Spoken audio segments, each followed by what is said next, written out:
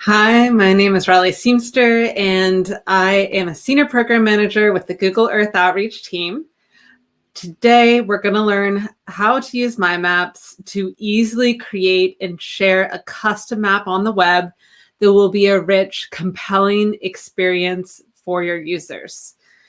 Through my experiences working with nonprofits and public benefit organizations, I've seen this tool be leveraged for all sorts of different uses. From crisis response to data journalism to indigenous land rights, activism, environmental monitoring, and more. So one of the things I've noticed is that it's a really versatile tool, and it really lowers the barrier to entry for making maps on the web. You don't need to know any code in order to get a map up and running on the web very quickly. So today I'm going to show you how to create an interactive map of your own. I am going to be using this example, which is a map of shark sightings off of the coastline of False Bay, South Africa. The data has been provided courtesy of our friends at the MAPA Project and Shark Spotters. And if you at home would like to follow along using My Maps, you can click on the Go to My Maps link just below this video on the right in order to launch My Maps and sign into your Google account. But if you miss anything, just don't worry. The video will be available to watch again on demand. And also there's a link below the video to a tutorial on our website that takes you step by step through creating this map. Finally, if any questions come up during this training, don't hesitate to ask them in the Q&A below, and we'll be there answering those questions as the training goes on. So let's get started. Google My Maps is a free, easy-to-use tool that allows you to create web maps. With Google My Maps, you can draw points and shapes anywhere on the web. You can add photos, videos, and text to those places. And also you can import locations from other data sets like spreadsheets or KML files. All of these elements combine together to enable you to create beautiful and useful maps that you can share on the web, take on the go on your mobile device, or even embed in your website. With My Maps, you can control who gets to view or edit your maps, and you can collaborate like in Google Docs. That means that you can make it so that your map is private only to you, shared with just a few others in your organization, or that it's public on the web and anyone can find it. Today, I'm going to take you step by step through how we create a new map. We're going to learn how to draw on the map, add photos, videos, and text to your places, import and style data, and finally, how to share your maps. Again, if you'd like to follow along, make sure you have another tab on your web browser open. Go to mymaps.google.com and sign in with your Google account in order to follow along with the training. So now I'm going to do what I just told you to do. I'm going to open a web browser and I'm going to type in mymaps.google.com. I'm already signed in my web browser to my Google account. And so what you'll see in front of you is a dashboard of any maps that you've created or that have been shared with you. Today, we're going to create a new map. So the way that I would do that is I would click on this red button in the upper left-hand corner that says create a new map. Once you click on that, it's going to load a blank My Map. You can see the interactive map is here. There's a panel at the upper left-hand corner, which is kind of a table of contents for your map. You'll see a search bar and all these little buttons that we're going to learn how to use during this training. The first thing I'm going to do is title my map and give it a description. So in that panel in the upper left-hand corner, I'm going to click on the words Untitled Map. That gives me a little pop-up where I can type in a title and a bit of a description.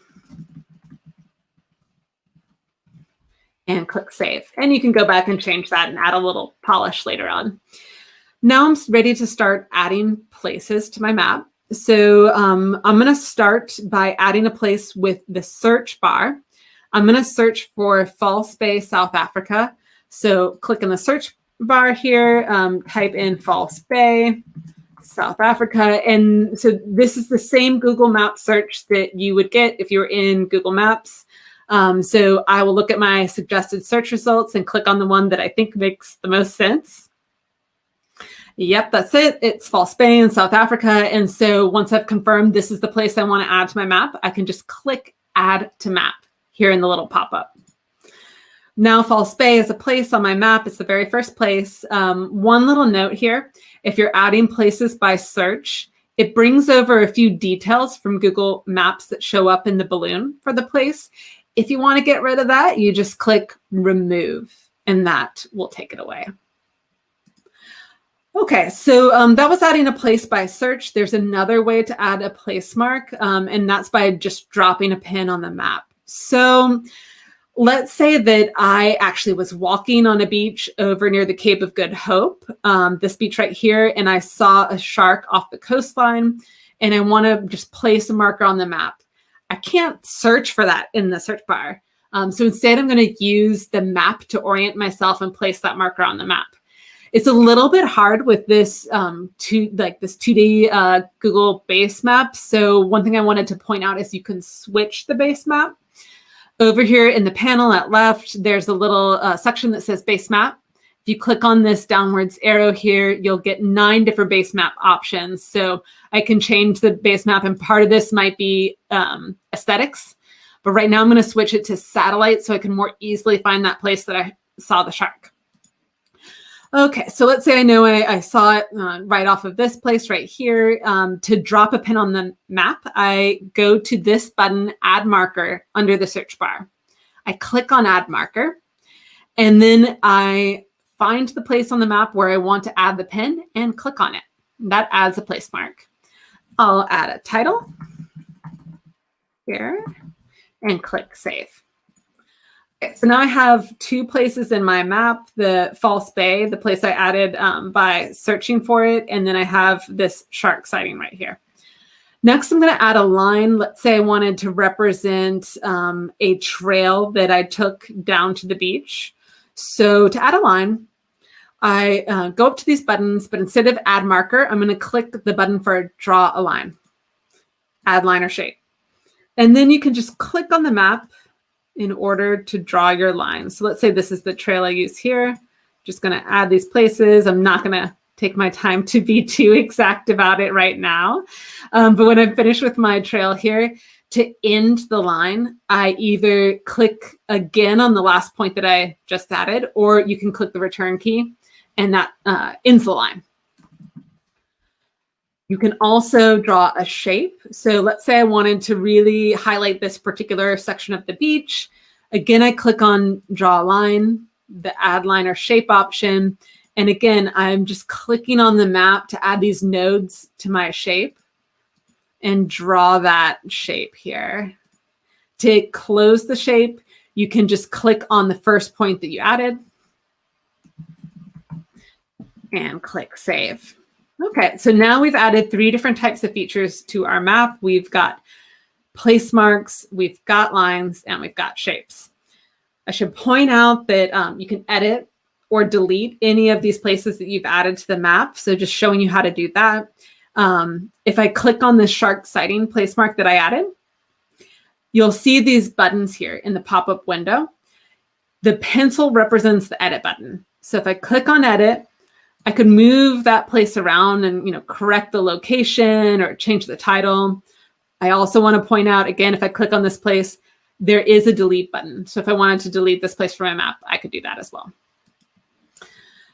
So we've added all these places to our map. Next, let's add some information to these places. So first, I want to show you how to add a description to your places. You click on the place and you click that edit button that I just showed you. And you can type a bit of description into this description field. So that's great. But what if you want to add more fields than just name and description to your places?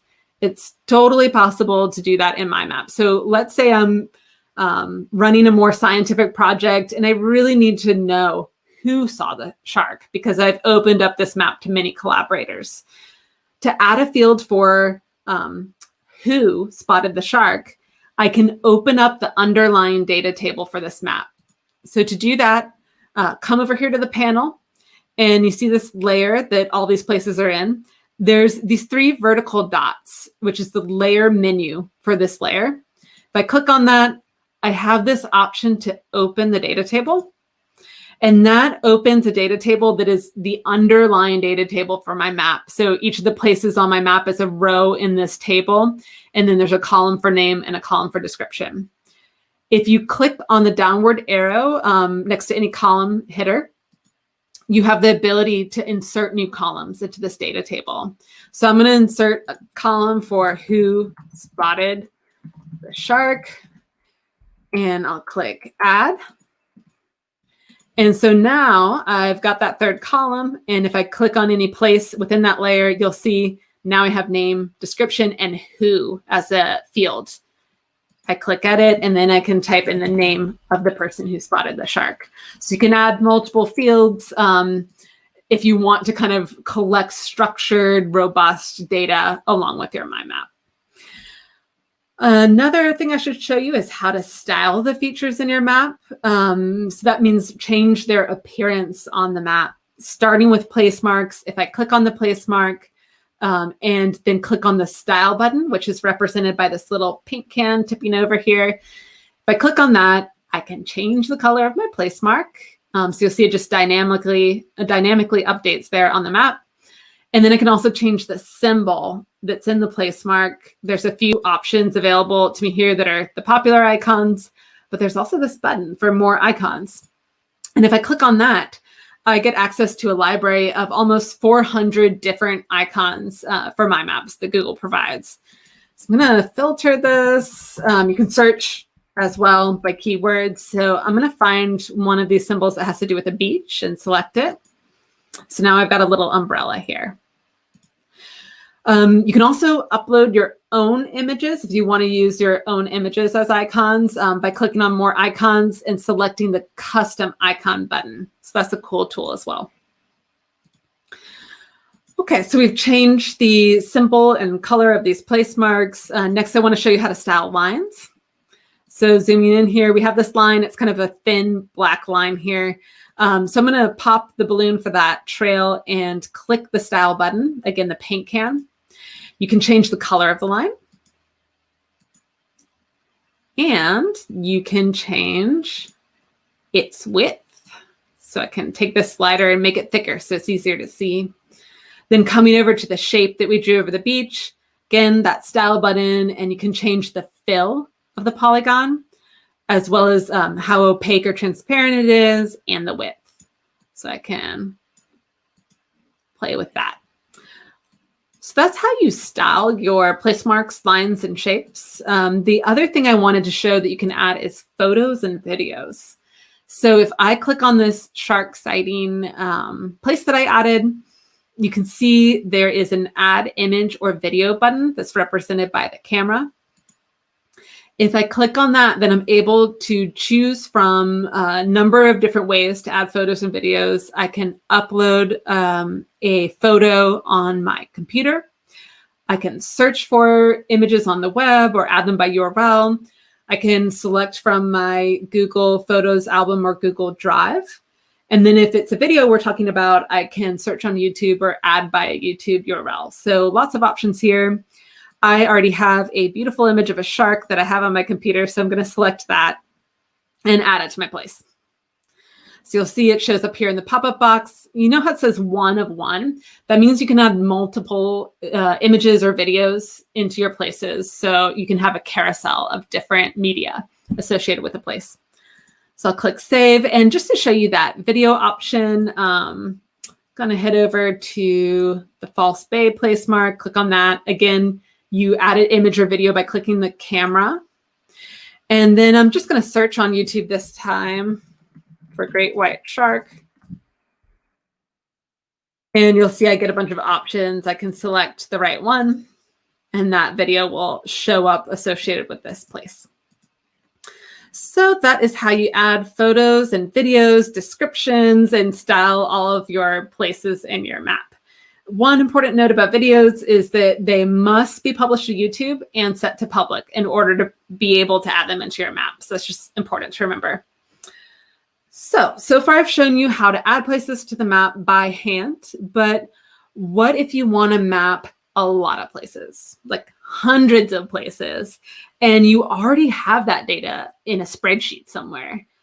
As long as that spreadsheet of places has location information in it, like addresses or cities or latitude and longitude, you can import it into My Maps and automatically map all of those places on the map. Each row of your spreadsheet will appear on the map according to the information in the location columns. So like if you have a column of latitude and longitude, or you have a column of addresses, each row will be plotted by what's in that column onto the map. And then all of the other information in the row will be displayed in the balloons. Then you can start styling the map based on attributes in the table and really start to have fun. So let's give that a try. The way I'm going to do that is first I am going to add a new layer to this map. And before I do that, actually, I'm just going to change the base map back to the planar Google map so it's easier to see what I'm adding. Okay, so I have my untitled layer. I'm going to go up here to the panel and click on the Add Layer button. Then that's going to add a second layer to my map right here. And you'll see there's a little button to import. I'm going to click on that. I have a bunch of different file types I can import. I'll get into that later. Right now, I'm just going to select a spreadsheet that's already on my laptop. It's a spreadsheet of beaches where shark spotters have been stationed. Once I select that spreadsheet, the first thing I'll be asked in this pop-up is which columns contain the location information. So your spreadsheet might have a column for street address and a column for city or zip or postal code. So you'd select those columns. This spreadsheet I'm working with has latitude and longitude, so those two columns are selected. I'll click continue. And then I'm asked to choose which column I should use as the title of my places. And this is really up to you. I'm going to select beach name and click finish. Then you can see that the map is going to reload and these new place marks have been added here. Each of these represents a different shark spotter beach. If I click on one of them, I can see all the other data that was in the spreadsheet for that beach. So latitude and longitude, what type of beach it was, and a bit of a description.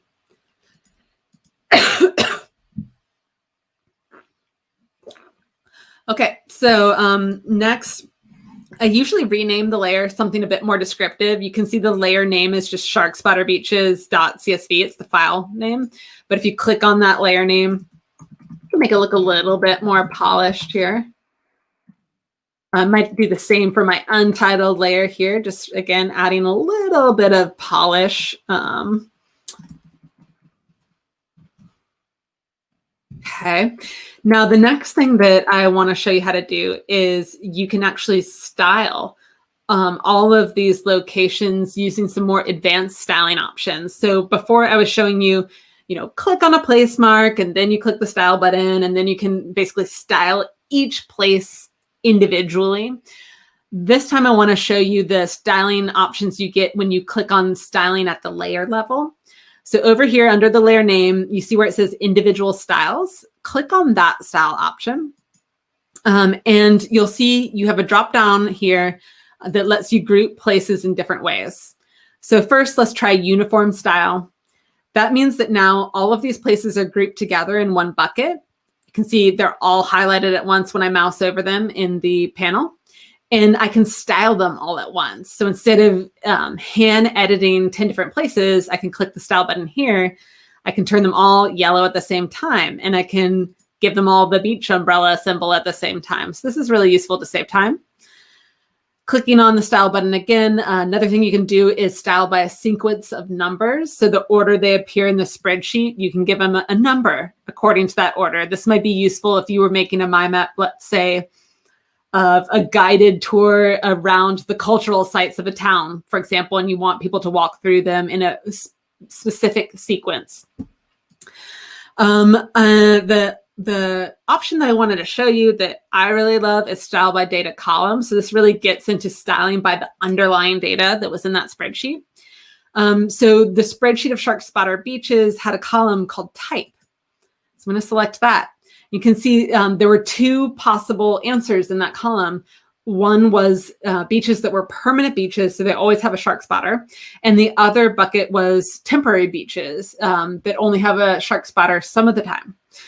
So now that I can bucket the data based on the value in a column, I can actually style by that value too. So permanent beaches, I might want those all to have the beach umbrella and be green, because green to me somehow signals permanence. And then I can style the temporary beaches to have an umbrella, but maybe I want them to be gray. And that to me makes it feel more temporary. A little bit of this is arbitrary. So now I've been able to style based on the values in the spreadsheet. Then the last thing I want to show you is if you click on the styling options again, you can also style by a column. And if it has numbers in it, if it's a numeric column, then you can actually use this ranges option that's not available to me right now. But just a few more notes on this, like let's say you have a spreadsheet that has I don't know, all the cities of the world in it and their populations. You could choose to style by the population column in the spreadsheet and then use these ranges to say like cities with higher population should be colored dark red and cities with lower population should be lighter red. So you can start to style based on numbers or statistics in your data. Quite useful. The last thing I want to point out is you can set labels. So right now, no labels are set, but let's say I wanted the beach names to actually show up on the map to help my user kind of orient themselves. You can turn that on as well. So now we've styled all of the shark spotter beaches. I wanted to say that, you're not just limited to adding one layer to your map or 2 layers. You can add multiple layers, up to 10 layers of different data sets on your My Map. So I have another spreadsheet that's all the shark sightings that have been seen by shark spotters during a specific time period off of False Bay. So I'm going to add a 3rd layer. Again, the way you do that is by clicking on Add Layer in the panel. And then I'm going to import my shark sightings spreadsheet.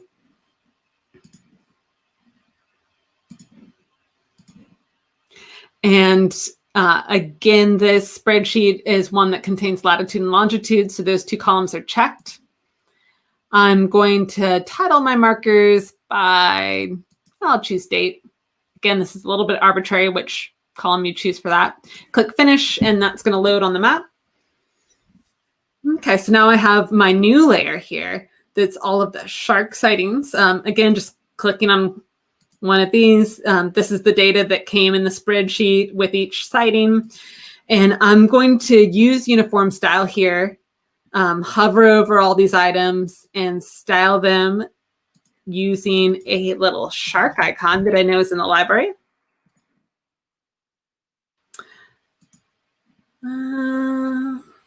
Maybe blue. Okay. All right. So now I've got all my sightings on the map. That's cool. And I will give it a better layer title. All right. So before I stop adding data sets, I wanted to add one more kind of data set. This one is a little bit different though. So we've been adding spreadsheets so far, but this one is not a spreadsheet. It's a KML or KMZ file. So if you're not familiar with that terminology, just a little bit of background. KML is the file format used to display geographic data in Google Earth and other Earth browsers. So I found a map of a marine protected area in False Bay. It's called Helderberg. So it's a map of the boundary of this MPA. It's already saved in the KML file format. And I can import this marine protected area boundary into my map. The way I would do that is back in My Maps, I would click Add Layer. I'm going to call this MPA. Then I'm going to click Import. I'm going to select the KMZ of the boundary from my computer, and I'm going to load that on the map. So it's a small MPA. If I zoom in over here, you can see it. So this is the MPA right over here. And I'm going to make the styling on that pop a little bit more. Maybe I'll make it red and make sure it shows up on the map a little bit more so it's visible. So that's how you would add a KML or KMZ file to the map. Being able to import KML can be really useful. So if you want to add map layers to your My Maps, a lot of maps already exist out there in KML format and are available for you to download and use as a layer in your My Map.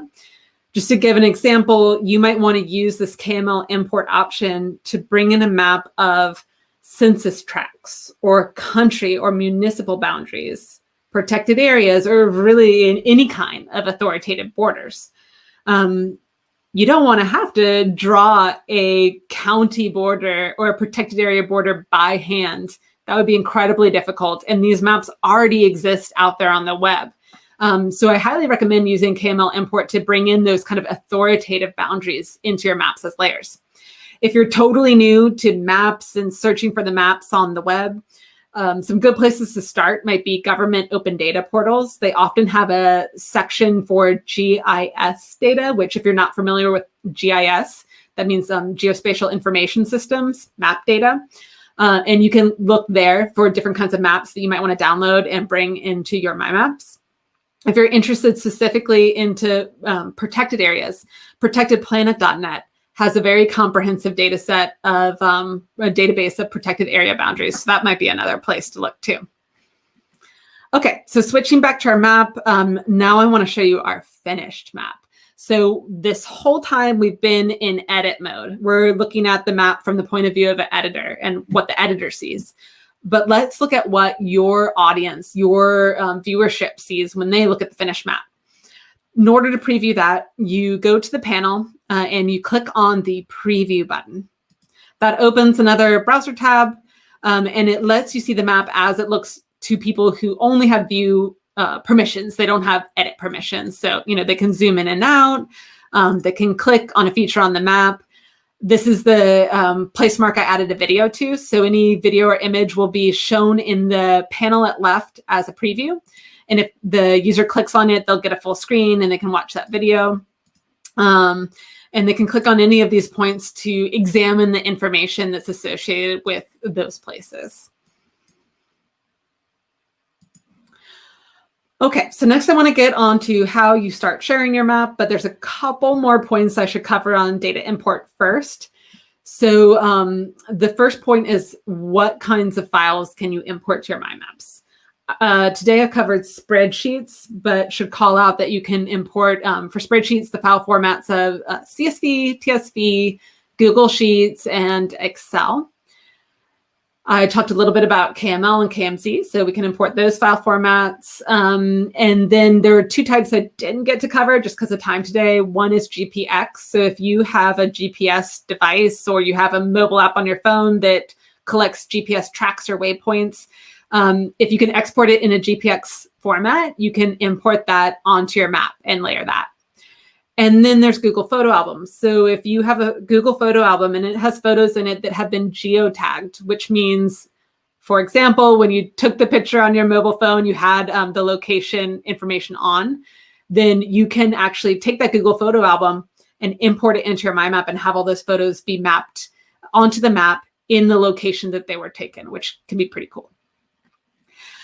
There are some limitations on the size of the data set that you can import, which I've listed out here on this slide. So these are the caveats, and these slides are available for you to take a look at to make sure you're fitting within the limitations of My Maps. Then finally, if you do choose to import KML, most basic KMLs will import easily into My Maps. But there are some things that are supported in KML, like 3D models or historical map overlays that aren't supported in my maps. So there may be a few gotchas there that are outlined on this slide. You can take a look. Okay, so now that we've got that out of the way, let's talk about sharing our map. To share a link to your map, you click the share button in the panel, and then you'll be able to add people or groups to be able to view or edit your map. So that's like maybe if you wanted to share with a couple other people in your organization. Below that, you can see a list of who has access to your maps and whether they have view or edit permissions. And then down here, you can see the status of your map. So right now this is restricted and only people I've added above can open this map. But I can change that so that anyone with the link can open the map. So I'm going to do that now.